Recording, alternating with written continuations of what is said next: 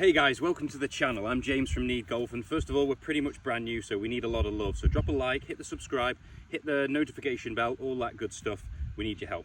Okay, first of all, we're going to be talking about what do we do from the top of the swing and how are we firing our legs and our hips in the downswing, because that movement is key. If you get that bit right in your golf swing, golf is going to become a whole lot easier.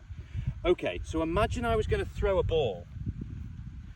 Now, what would be the pattern of movements that I would use? Well, in the downswing, the first thing I'd do would be to use my legs and my hips.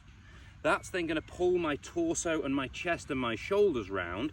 And then last but not least, my arm would then spring really, really fast. It's the same thing in golf. It's just applied differently, but the same pattern, the same sequence. So whereas in golf, assuming we've made a good pivot and got our arms loaded correctly, the first thing we want to do is drive our lower body, drive our hips through this golf ball, because that's actually what's going to pull my upper body into alignment. I wouldn't want to get to the top of the swing and just pull with my upper body and my arms and the club. I wouldn't be able to get out of the way. It's a disaster. We all know what that feels like. So it's the movement of the lower body from the top of the swing, and that is what's actually going to pull my upper body into alignment, into our delivery position, where then my arms and my golf club can spring and release through that golf ball really naturally.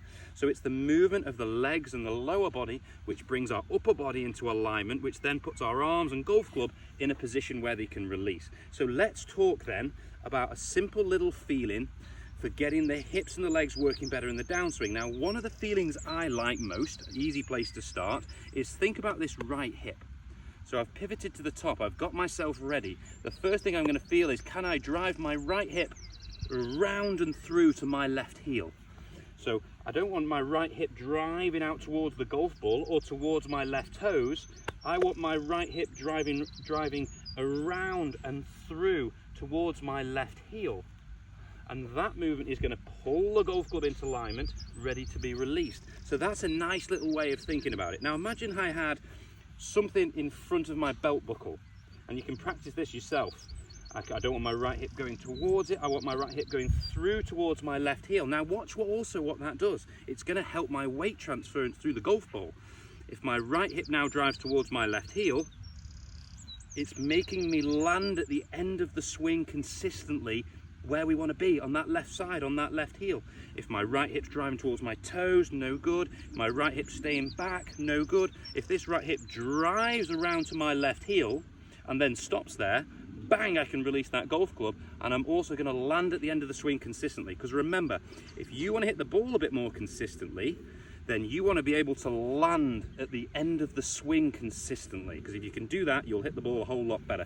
So the right hip is going to drive around and through to the left heel. Now, what's going on with the upper body when that's happening? So I've gotten to the top of my backswing, I've pivoted, I've loaded my arms. Let's assume that this is all pretty good.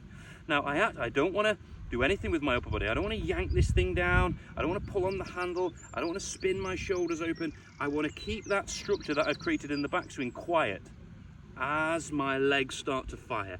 So in that initial part of the downswing, there's not a lot going on with the arms. It's like I'm trying to maintain all of this that I've created, get this driving, which pulls this into alignment, ready for our arms and our club